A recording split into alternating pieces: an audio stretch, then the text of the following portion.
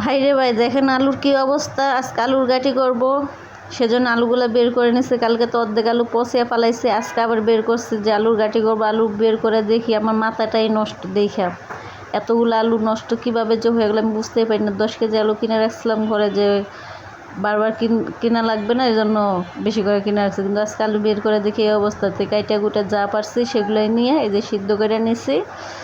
Of ক্যামেরায় সিদ্ধ করে নিয়ে যে এখন আলুগুলো ছিলতেছি, আলু গাঁটি করব। হ্যালো গাইস, কী অবস্থা? আশা করি সবাই ভালো আছেন, আমিও ভালো আছি। আজকে আর একটা নতুন ভিডিও নিয়ে চলে আসি আপনাদের মাঝে।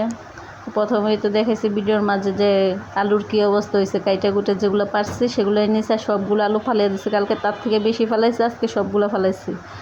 তা আমার মতো কোন কোন আপুর আছেন এরকম বোকামি করেন যে ঘরের জিনিস কিনে রেখে পচে পচে ফালান? আমি তো বুঝতেই পারি না যে এরকমটা হবে আমার সাথে।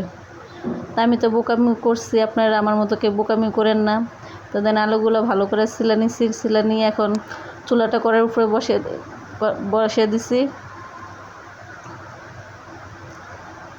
তো মাছের মাথা দিয়ে দিছি, মাছের মাথা দিয়ে হালকা একটু ভেজে নিলাম, নিয়ে পরিমাণ মতো হলুদ মরিচ যা যা লাগে লবণ সব কিছু দিয়ে দিলাম। দিয়ে এখন মাছটা একটু ভালো করে ভেজে নিব। এটা হলো কার্পুর মাছের মাথাটা অনেক বড়, ক্যামেরায় বুঝতেছি না, ছোট দেখা যায় না বড় দেখা যায়, কিন্তু মাছের মাথাটা অনেক বড়। এই যে ফাইনালি এখন আমি মাছের মাথার ভিতরে পানি দিয়ে দিচ্ছি, একটু ভালো করে কষিয়ে নিব। তো মানুষ নাকি বলে উত্তরবঙ্গের মানুষে আলুর ঘাটি খায়, কিন্তু খায় সবাই। নাম পরে উত্তরবঙ্গের মানুষের বিখ্যাত খাবার উত্তরবঙ্গের আলুর ঘাটি, কিন্তু খায় সবাই। নাম একজনের, কাজ সবারই। এই যে দেখেন আমরা যেরকম ঢাকা থেকে আমরা আলুর ঘাটি খাই, যেহেতু আমরা মানুষ সবাই সবটাই খাই, নাম পরে একজনের। এই যে কথাই তো আছে, সব মাছের গু খায়, নাম পরে ঘাওড়া মাছের। তো সেটাই যেরকম এই আলুর ঘাটির সাথে উত্তরবঙ্গের মানুষের একটা ঐতিহ্যবাহী খাবার, খাই সবাই, নাম পরে একজনের। তো দেখেন এখন আমার মাছের মাথাটা ভালো করে কষে নিয়ে ভাঙ্গি কইরা এখন আলু ম্যাশ করে আলুটা দিয়ে দিছি, দিয়ে ভালো করে কষে নেব আলুটা। তো আজকে আলুর ঘাটি আমার অনেক খেতে ইচ্ছা করছে, সেই জন্য আলু ঘাটি করতেছি। তা আমার মতো এরকম কোন কোন আপু আছেন আলু ঘাটি খেতে পছন্দ করেন?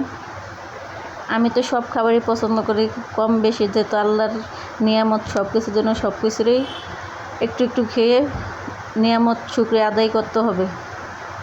তো দেখেন আমার আলুর ঘাটি প্রায় কষানো শেষ হয়ে গেছে। এখন আমি পরিমাণ মতো পানি দিয়ে দেবো। পানির সাথে দেখেন আমি 2টা পটল কেটে দিয়ে দিচ্ছি। তা আমি একটা বোকামি কাজ করছি যে মাছের মাথার সাথে পটল 2টা কষাবো, তা থুইয়া পানির সাথে দিয়ে দিচ্ছি।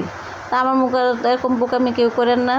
আলুর ঘাটি করতে চাইছি একরকম, হয়ে গেছে আরেক রকম, কিন্তু রান্নাটা অনেক ভালো হয়েছে, অনেক মজা হয়েছে, অন্যরকম একটা স্বাদ আছে। দেখা যাইতেছে যে কীরকম সাদা সাদা। আমি তো কাঁচামরিচের তরকারি, সেজন্যই অবশ্যই যে দেখেন আমার রান্না হয়ে গেছে, কিন্তু আমার পটল সিদ্ধ হয় নাই বোকামির কারণে।